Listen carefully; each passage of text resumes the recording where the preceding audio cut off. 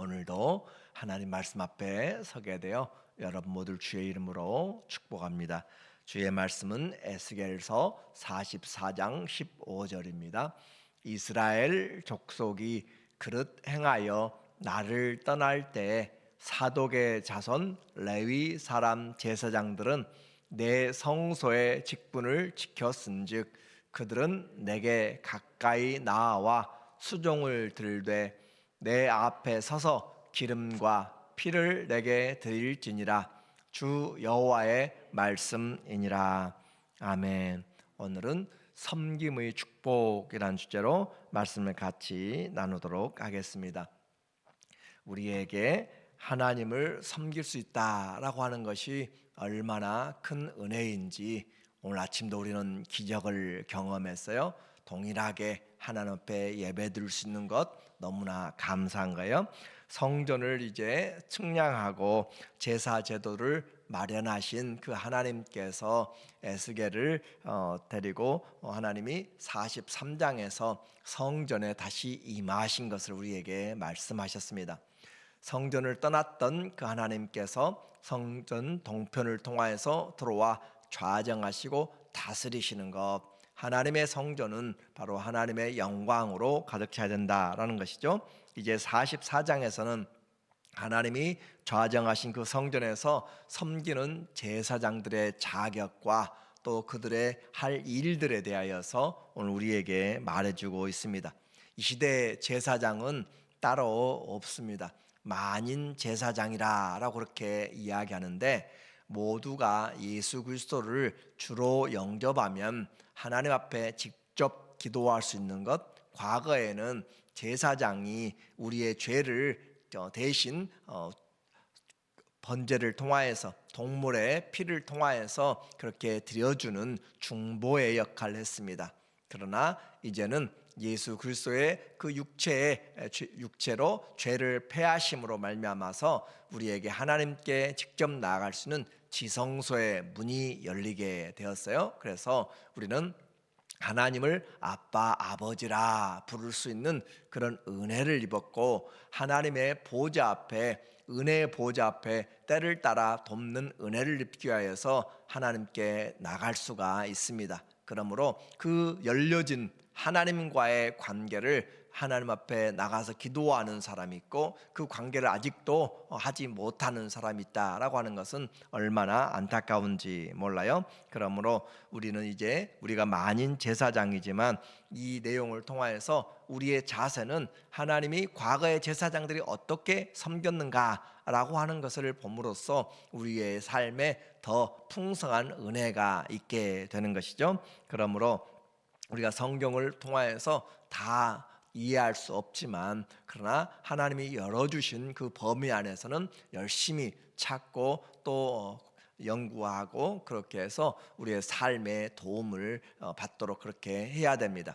그냥 성경을 믿는 것이 아니라 왜 그렇게 우리에게 주어졌는지, 그래서 모르는 것을 억지로 푸는 사람들, 내가 성경을 다 안다라고 하는 그런 사람들은 교만에 빠지게 되고 잘못된 길로 가게 됩니다. 그러므로 비유도, 성경도, 모든 계시도 성경이 스스로 말하도록 그렇게 하는 것이 가장 중요하고, 억지로 풀려는 사람들은 이 시대만이 아니라 과거 사도 바울의 시대, 또 베드로의 시대도 있었어요.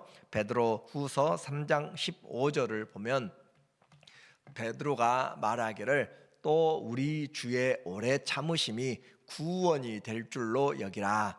우리가 사랑하는 형제 바울도 그 받은 지혜대로 너희에게 이같이 썼고. 저는 베드로를 생각하면서 어떻게 보면 베드로 처음에 제자로 부르심을 입었고 모든 제자들보다 더 많은 은혜를 받은 베드로죠. 그래서 사람들은 수제자라고도 이야기하는데, 그 베드로를 꾸짖었던 사람이 바로 바울이죠. 외식한다라고 그렇게 하면서 유대인이 이방인에게 와서 함께 교제하다가 저 예루살렘에서 유대인들이 온다라고 하니까 도망가 버렸던 그런 것들도 책망하였던 그 바울인데, 그 바울에 대해서 우리가 사랑하는 형제 바울도라고 그렇게 이야기하고 있어요. 내가 잘못한 것은 꾸지람을 받더라도 우리는 그런 관계 때문에 내가 서로 거리가 멀어지고 하면 안 되는 것이죠. 우리가 사랑하는 형제 바울도 그 받은 지혜대로 너희에게 이같이 썼고, 또 그 모든 편지도 바울은 성경을 우리에게 알려진 바 신약 성경에 13권을 그렇게 썼는데, 베드로는 베드로 전서와 후서만 썼잖아요. 분량에서도 그렇고 또 성경에 모든 것에 대해서 바울의 특별한 그런 내용들이 많이 있습니다. 그런데 그 편지를 사람들이 이해하지 못할 때 억지로 풀려고 했어요. 그래서 편지에 관하여 말했으되 그 중에 알기 어려운 것이 더러 있으니 무식한 자들과 굳세지 못한 자들이 다른 성경과 같이 그것도 억지로 풀다가 스스로 멸망에 이르느니라. 성경을 풀다가 멸망에 이르렀다. 중요한 메시지잖아요. 성경 공부를 하는데 잘못된 길로 간다라고 하는 것. 그래서 성경이 생명의 책도 되지만 억지로 왜곡시키고 잘못하게 되면은, 변형시키면 잘못된 길로 가게 된다는 것을 우리에게 말해줍니다. 그래서 이 바울의 시대, 베드로의 시대 때도 바울의 성경이 편지들이 많이 읽혀졌고 그것을 해석하려고 했다라는 거죠. 우리는 범사에 때가 있습니다.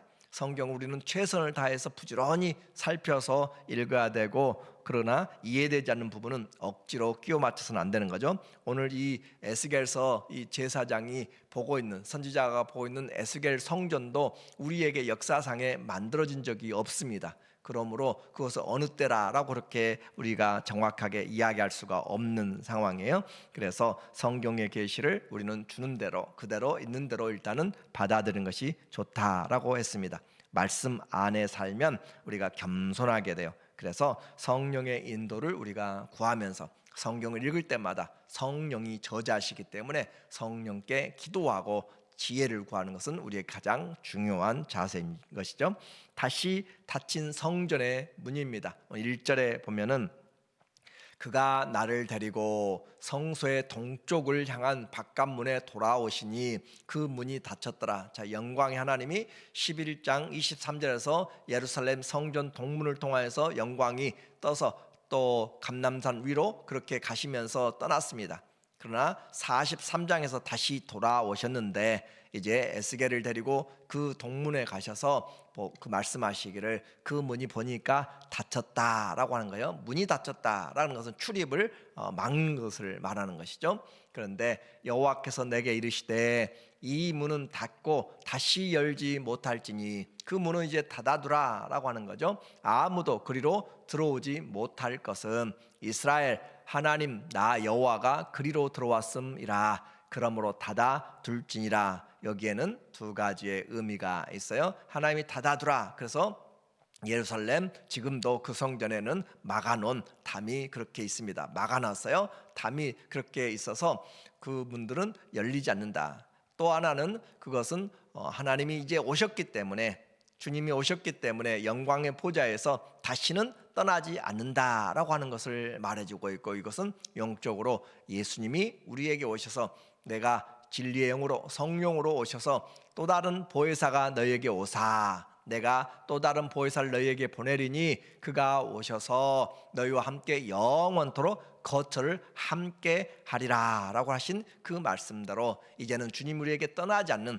새 언약의 약속을 우리에게 다시 확인시켜주는 그 그림자의 모습으로 이해가 됩니다. 그래서 이 문을 닫고 다시 열지 못한다, 하나님이 우리와 함께 하신다라고 그렇게 표현하는데, 2절 중반에는 이스라엘 하나님 나 여호와가, 우리는 지금 이 성경을 첫 번째로 듣고 있는 사람들에 대해서 보아야 돼요. 바벨론에서 포로로 지금 나라가 잃어버리고, 그리고 그들이 벌써 25년, 또 어떤 사람들은 또 20년이 넘도록 그렇게 해온 그런 포로기에 하나님의 말씀을 지금 그들이 듣고 있는 것이죠. 그래서 그들에게 이스라엘 성전도 사라져버렸고 나라도 망해버린 그들에게 이스라엘 하나님 나 여호와라고 하는 걸 통하여서 너희는 여전히 이스라엘이다 라고 하는 것이고, 나는 여전히 나라는 망했어도 성전은 보이지 않아도 나는 너희의 하나님이다라고 하는 그런 약속을 알게 되는 것이에요.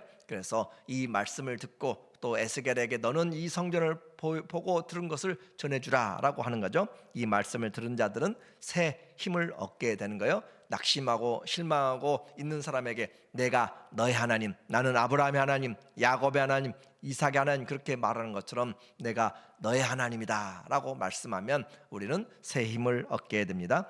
영광의 왕이 오셨어요. 그래서 그 에스겔은 그 성전에 가득 찬 하나님의 영광을 보았습니다. 4절에 보니까 4절 그가 또 나를 데리고 북문을 통과하여 성전 앞에 이르시기로 내가 보니 여호와의 영광이 여호와의 성전에 가득한지라 내가 얼굴을 땅에 대고 엎드리니 하나님이 그 자리에 자리하시고 그 영광을 보니까 성전에 가득하다, 충만하다는 표현들을 쓰게 되는 거죠. 하나님의 영광으로 충만하다. 그래서 그 충만한 가운데 이 에스겔이 한 행동은 내가 얼굴을 땅에 대고 엎드리니, 그래 하나님의 영광 앞에 아무도 교만할 수 없다고 그랬어요. 하나님의 영광 앞에서 우리의 모습이 얼마나 부끄러운지를 보게 되는 거예요. 그래서 우리가 하나님 앞에 하나님의 나라에 가서도 마찬가지 하나님의 영광이 너무 빛나기 때문에 우리가 더러우면 점점 편안한 대로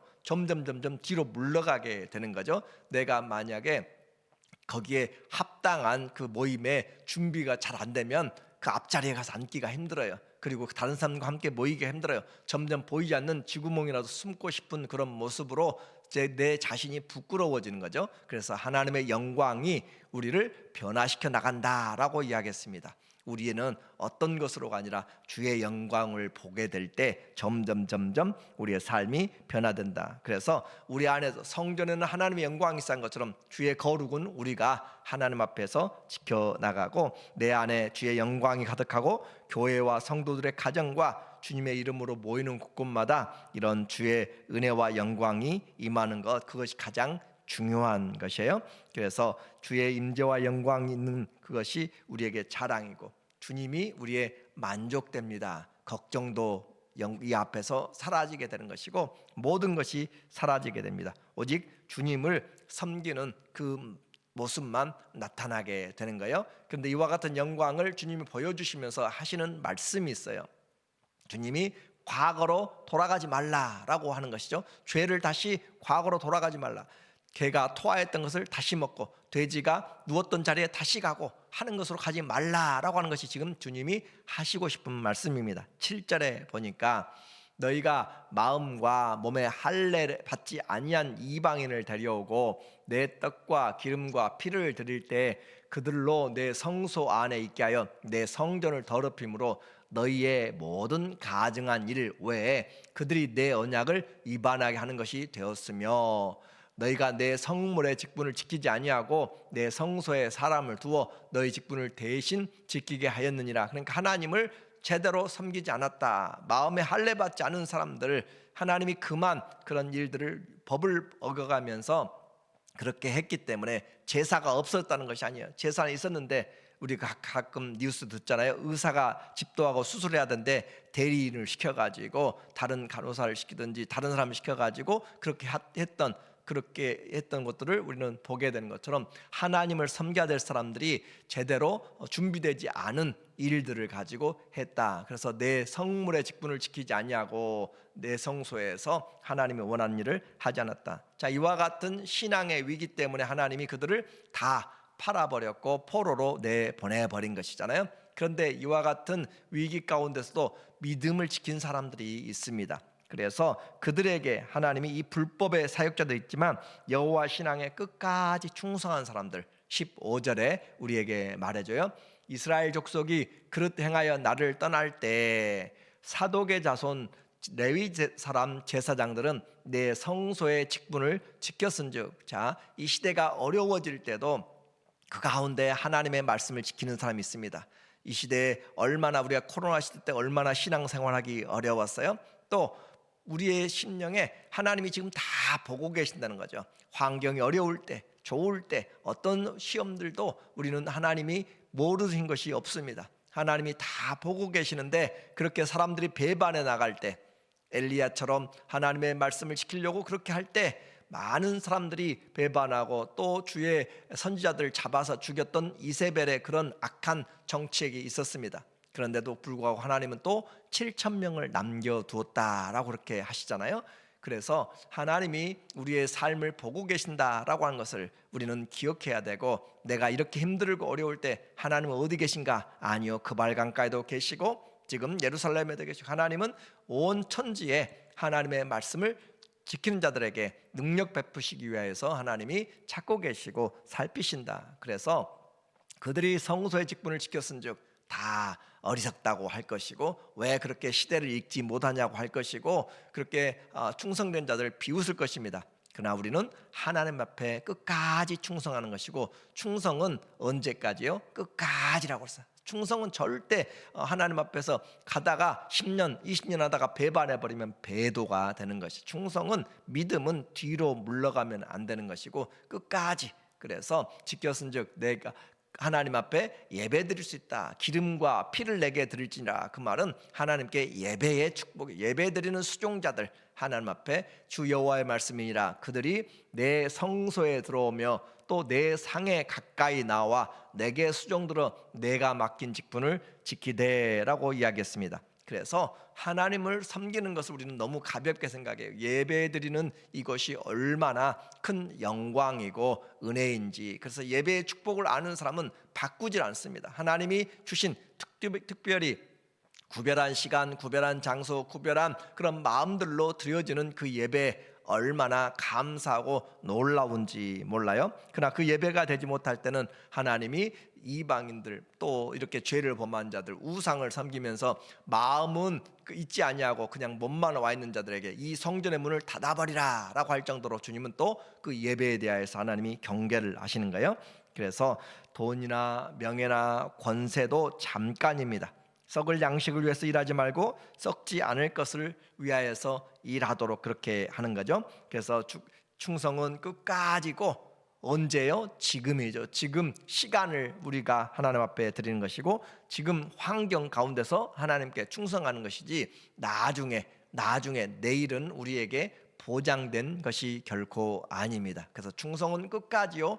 충성은 지금 주어진 환경이 어렵더라도 그럼에도 불구하고 하는 거죠. 그럼에도 불구하고 충성하는 것, 지금부터 충성하는 것, 그것이 우리에게 충성이다라고 하는 것이고, 작은 일부터, 그렇죠? 내게 큰 일을 맡겨주면 내가 큰 일 하겠습니다. 아니요, 작은 것에서 충성할 때 내가 너에게 내 것을 맡기리라 라고 그렇게 말하는 거예요. 하나님 앞에는 큰 것과 작은 것이 없습니다. 1달란트, 2달란트, 5달란트 결과를 보더라도 사람마다 하나님이 그들의 은사대로 주셨고, 칭찬하는 것은 동일하고 또 결과도 동일하게 하나님께서 그들에게 주시는 것을 알게 돼요. 이제 제사장을 이런 충성된 자들에게 하나님이 맡겨준 삶의 원칙이 있습니다. 하나님을 충성되게 섬길 뿐만 아니라 일상생활에서는, 그렇죠, 이제 하나님을 섬기는, 하나님께 충성하는데 일상생활에서는 마음대로 살아버려라 하는 것이 결코 아니란 거예요.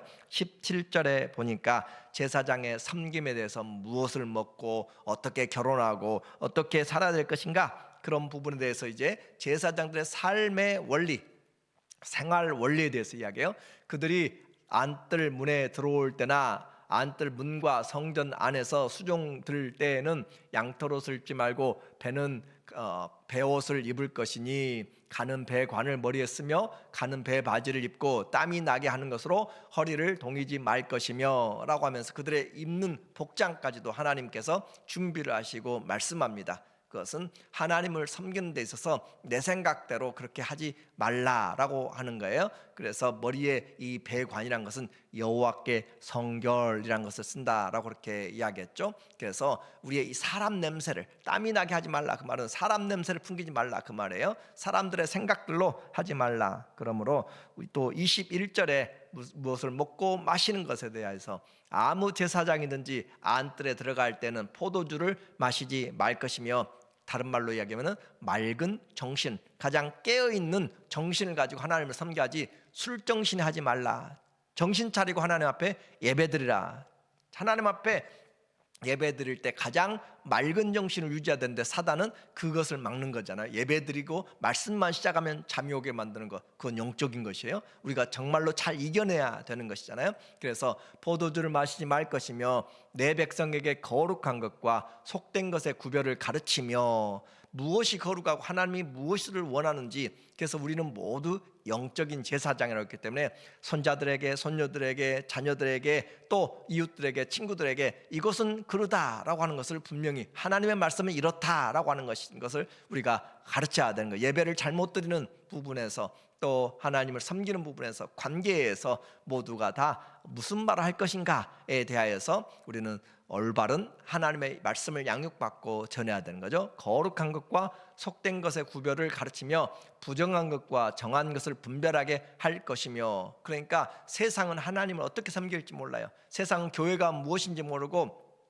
또 하나님 나라가 어떻게 임하는지 몰라요. 성도들이 해야 될 것이 얼마나 많은지 모르는 거죠. 송사하는 일을 재판하되 내 규례대로 재판할 것이며, 내 모든 정한 절개는 내 법도와 율례를 지킬 것이며, 또 내 안식일을 거룩하게 하며. 그래서 하나님 앞에 하나하나 살아가는 것이 결코 우리의 마음대로 해서는 안 되고, 절제된 삶으로 정신을 차리고, 또 사회에서는 죄를 멀리하고 거룩한 옷을 가지고, 삶을 가지고 오염시키지 말라. 25절 보니까 시체를 가까이 하여 스스로 더럽히지 못할 것이로되 부모나 자녀나 형제나 시집가지 아니한 자녀를 위하여는 더럽힐 수 있으며. 그러니까 시체는 죽음의 결과잖아요. 죄의 결과가 사망이다라고 했기 때문에, 그래서 예배를 준비하는 데 있어서 다른 사람의 그런 부정한 것들로 하지 말라. 그러나 가족이 했을 때는 어쩔 수 없이 그것은 인정을 해주는 그런 부분으로,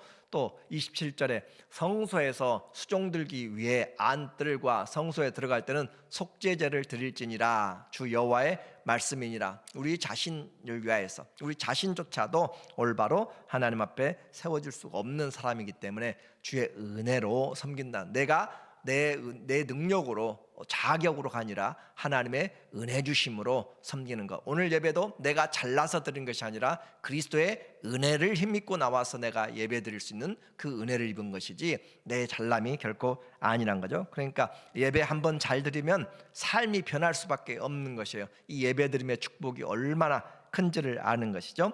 제사장은 세상 사람들 속에 살지만 하나님이 택하신 왕 같은 제사장들입니다.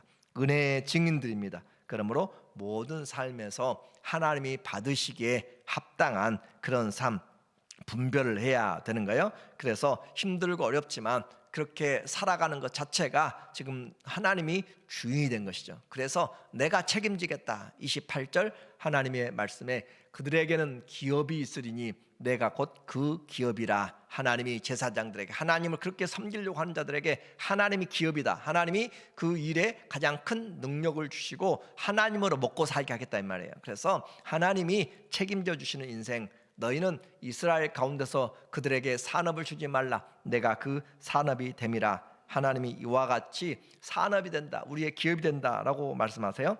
이제 하나님은 성전과 분리될 수가 없습니다. 그렇죠? 성전에 하나님이 계시지 않으면 아무것도 아닌 것입니다. 또 성전은, 하나님을 섬기는 것은 거룩과 구별될 수가 없습니다. 거룩이 없는 성전, 거룩이 없는 예배, 거룩이 없는 성도의 삶은 하나님을 섬기는 것과 거리가 너무나 먼 것이죠. 하나님을 섬기는 자들은 거룩하고 충성돼야 될 것을 말합니다. 그래서 하나님이 거룩하니 너희도 거룩하라. 우리의 가정에서, 우리의 말에나 일에나 무엇이라든지 먹고 마시는 것에서.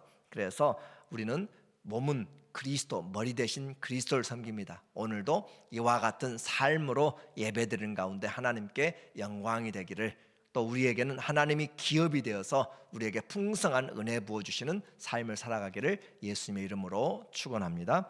아멘. 하나님 아버지, 우리의 기업이 되어주시고 우리와 함께 영원히 거하시는 주의 약속을 주셔서 오늘도 그 은혜에 힘입고 주 앞에 예배드리는 축복 감사합니다. 일평생 주의 거룩, 주의 믿음 끝까지 하나님 앞에 은혜로 살아가도록 도와주시옵소서. 예수님의 이름으로 기도합니다. 아멘.